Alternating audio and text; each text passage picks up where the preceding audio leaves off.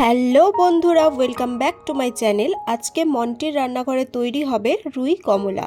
শীতের নতুন কমলা লেবু দিয়ে কিন্তু আজকে আমি তৈরি করে নেব এই রেসিপিটি।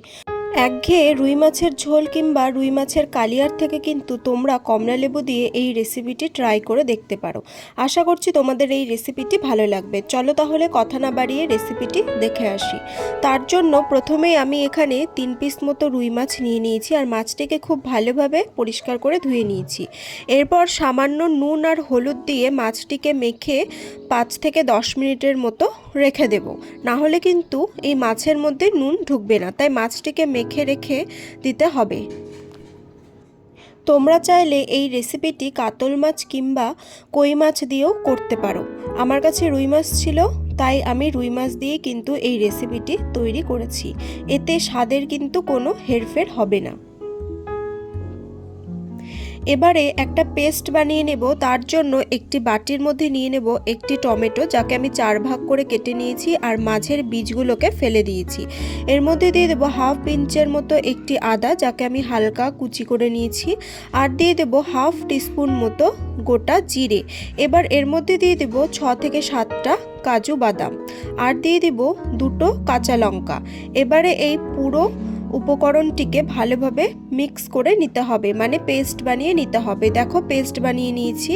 এবারে সাইডে একটা কড়াইয়ের মধ্যে আমি কিছুটা পরিমাণ সর্ষের তেল গরম করে নিয়েছি। এবারে তেলটিকে ভালোভাবে গরম করে গ্যাসের ফ্লেমটিকে মিডিয়ামে রেখে মাছগুলোকে এর মধ্যে দিয়ে দেবো এবং হালকা লাল লালভাবে মাছগুলোকে ভেজে নেব। খুব বেশি কিন্তু কড়া করে মাছ ভাজবে না, হালকা লাল লাল করেই কিন্তু মাছগুলোকে ভেজে নিতে হবে। দুপিঠ খুব ভালোভাবে ভেজে মাছগুলোকে নামিয়ে নেব। মাছগুলোকে নামিয়ে এবার ওই একই মাছ ভাজা তেলের মধ্যেই দিয়ে দেব হাফ টিস্পুন মতো 5 ফোড়ন, আর দিয়ে দেব একটি শুকনো লঙ্কা, যাকে আমি মাঝখান থেকে ফাটিয়ে নিয়েছি। এই ফোড়নটি দিয়ে একটু নেড়েচেড়ে নিয়ে এবার এর মধ্যে দিয়ে দেব সেই পেস্ট করে রাখা মশলাটি দেওয়ার পর এর মধ্যে দিয়ে দেব সেই মশলা ধোয়া কিছুটা পরিমাণ জল।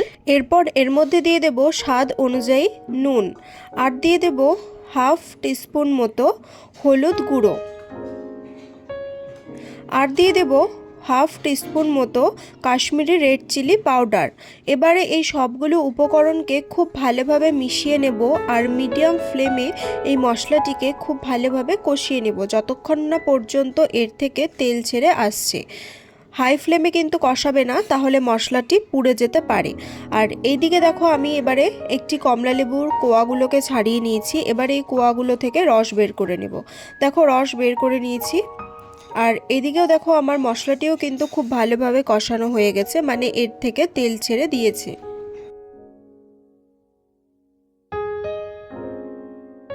এবারে গ্যাসের ফ্লেমটিকে হাই করে এর মধ্যে দিয়ে দেব পরিমাণ মতো জল। এখানে আমি 1 কাপ মতো জল দিয়েছি, খুব বেশি কিন্তু জল দেওয়ার প্রয়োজন নেই। এবার এই মশলাটির সাথে জলটিকে খুব ভালোভাবে মিশিয়ে নিতে হবে।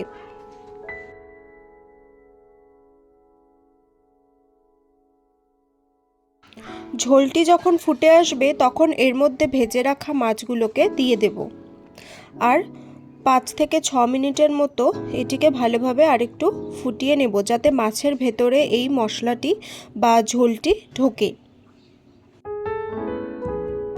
এটি কিন্তু পাতলা হবে না, ঘন হওয়া অবধি কিন্তু এই ঝোলটিকে ফুটিয়ে নিতে হবে।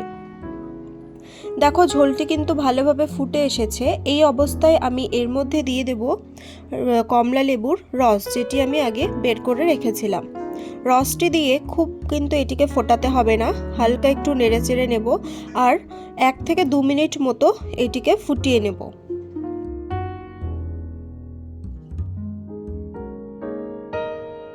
এই সময় কিন্তু গ্যাসের ফ্লেমটিকে লোতে রেখেই কিন্তু এটিকে ফোটাতে হবে। আর এর মাঝে আমি এর মধ্যে দিয়ে দেব কয়েকটি চেরা কাঁচা লঙ্কা, যাতে এর মধ্যে লঙ্কার স্মেলটিও পাওয়া যায়। ব্যাস, তারপরে 1 থেকে 2 মিনিট মতো রেখে এটিকে নামিয়ে নেব।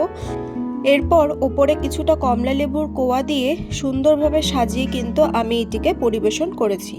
তোমরা চাইলে এই রেসিপিটি বাড়িতে ট্রাই করে দেখতে পারো, আশা করছি তোমাদের ভালো লাগবে। আর আমার এই রেসিপিটি যদি তোমাদের ভালো লাগে অবশ্যই ভিডিওটি লাইক করবে, শেয়ার করবে এবং চ্যানেলটিকে সাবস্ক্রাইব করে পাশে থাকবে। আরও নতুন নতুন রেসিপি পাওয়ার জন্য বেল আইকনটিকে প্রেস করে রাখবে। আজ তবে চলি, থ্যাংক ইউ।